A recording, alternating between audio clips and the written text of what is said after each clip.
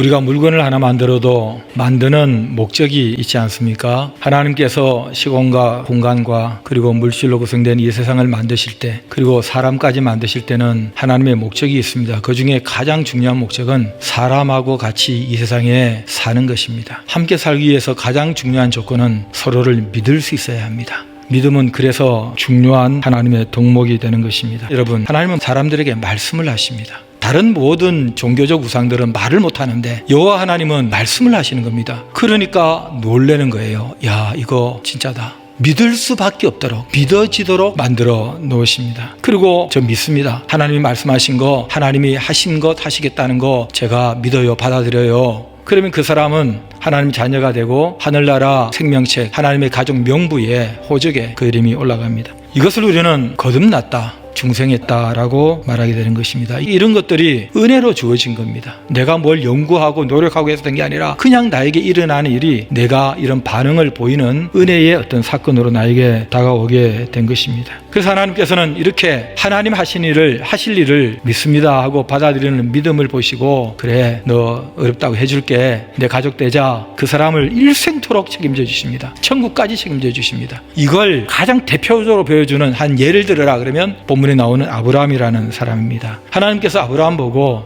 네 아들 이삭을 산에 가서 바쳐라 할 때에 아브라함이 안 됩니다, 나 안 해요, 싫어요. 그렇게 아브라함이 버텼다는 이런 상상을 한번 해보셨습니까? 그러면 그 전에 하나님께서 믿음을 의로 여겨주셨는데 못한다고 불순종하고 뻗댕기니까 하나님께서 없었던 걸로 하자, 그런 일이 생기겠어요? 그런 일 생기지 않습니다. 여러분, 내 자식이 무조건적인 관계 속에서 키웠는데 부모한테 대들고 못하겠다고 버팁니다. 그 순간에 그 아이가 우리 아이가 안 되는 겁니까? 그러니 이게 말이 안 되는 겁니다. 하나님께서 그 믿음으로 하나님 앞에 계속 의로운 사람으로 살도록 만들어 주셔가지고 하나님을 더 알게 하시니까 하나님이 무슨 말씀을 해도 나중에 히브리서 있는 것처럼 하나님은 이 아이를 바쳐 죽여도 다시 살리실 줄 믿었다. 하나님을 믿는 거예요. 이런 믿음으로 키우는 거예요. 그 수준에 이르는 거예요. 하나님은 처음에 우리가 10년 전, 50년 전에 믿습니다, 예수 믿습니다 할 때 너 의롭다 하고 법적으로 우리를 자녀로 삼으시고 의인이라 칭하신 그때 이후부터 우리가 뭘 해도 우리에 대한 사랑의 정도를 움직이시지 않습니다.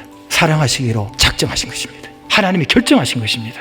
여러분, 이 놀라운 일들이 성령으로 말미암아 우리에게 임했다. 하나님 앞에 이것을 감사하는 출발이 있지 않으면 우리는 자칫 율법주의나 종교주의에 빠지게 됩니다. 하나님 앞에 예배하는 것이 이게 더 좋고 더 좋아서 더 중요한 가치고 내 실존에 이게 더 필요한 것이라고 생각되는 가치의 우선순위가 정립되면서 하나님을 더 기쁘시게, 성도를 더 기쁘게, 교회를 더 섬기는 이런 것들이 신앙생활입니다. 저는 우리 교인들이 자유함 가운데 신앙생활을 했으면 좋겠습니다.